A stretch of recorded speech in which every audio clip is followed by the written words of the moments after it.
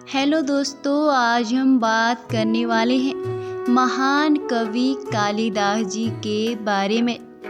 महान ऐतिहासिक कवि कालिदास जी को इतिहास का सबसे बड़ा मूर्ख माना जाता है, जिसके बारे में ऐसा कहा जाता था कि वह पेड़ की जिस डाल पर बैठे थे उसी डाल को काट रहे थे।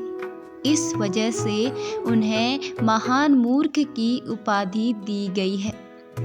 ऐसा माना जाता है कि प्रारंभिक जीवन में कालिदास जी अनपढ़ और मूर्ख थे। उनका विवाह विधोत्तमा नामक राजकुमारी से हो गया। ऐसा बताते हैं कि विधोत्तमा ने प्रतिज्ञा ली थी कि जो उसे शास्त्रार्थ में हरा देगा वह उसी के साथ विवाह करेंगी। विधोत्तमा मौन शब्दावली में गूढ़ प्रश्न पूछती थी, जिसे कालिदास जी ने अपनी बुद्धि से मौन संकेत से ही जवाब दे देते थे।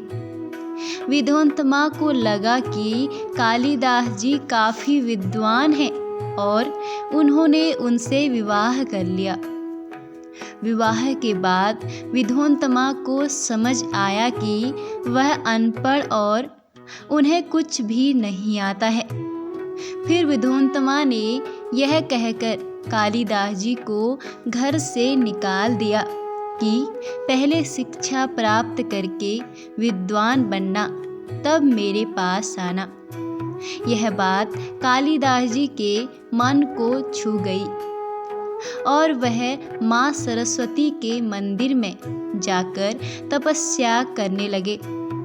माँ सरस्वती प्रसन्न होकर उनकी जिह्वा पर विराजमान हो गई और उन्हें देखते ही देखते हर प्रकार का ज्ञान हो गया।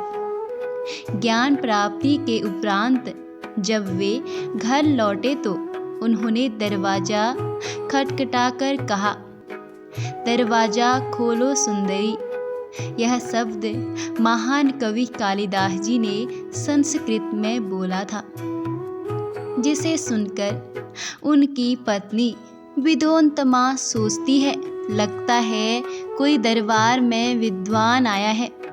इस प्रकार कालिदास जी ने अपनी पत्नी विधोत्तमा को अपना पथ प्रदर्शक गुरु माना और उसके इस वाक्य को उन्होंने अपने काव्यों में भी जगह दी है। करत करत अभ्यास के जड़मति होत सुजान, रस्सी आवत जात के सिल पर परत निशान। यह कहावत तो आपने अपने जीवन में कई बार सुनी होगी, कभी अपने माता पिता के मुख से तो कभी विद्यालय में अपने गुरुओं के मुख से। दरअसल यह कहावत जिसने सुनाई उसे दुनिया का सबसे मूर्ख छात्र समझा जाता था। लेकिन फिर एक दिन ऐसा चमत्कार हुआ कि यही मूर्ख संस्कृत का विद्वान बन गया और उनका नाम है वरदाज। वरदाज बचपन में पढ़ाई लिखाई में बेहद ही कमज़ोर था और उसे कुछ भी जैसे समझ ही नहीं आता था। विद्यालय में उसके सहपाठी उसे मूर्ख बोलकर चिढ़ाते थे और अध्यापक भी उसे पसंद नहीं करते थे, क्योंकि उनका पढ़ाया पाठ उसे समझ ही नहीं आता था। वह एक बार ही कक्षा में कई साल तक पढ़ा रहा। फिर एक दिन उसे हार मानकर विद्यालय ही छोड़ दिया और अपने घर वापस जाने लगा।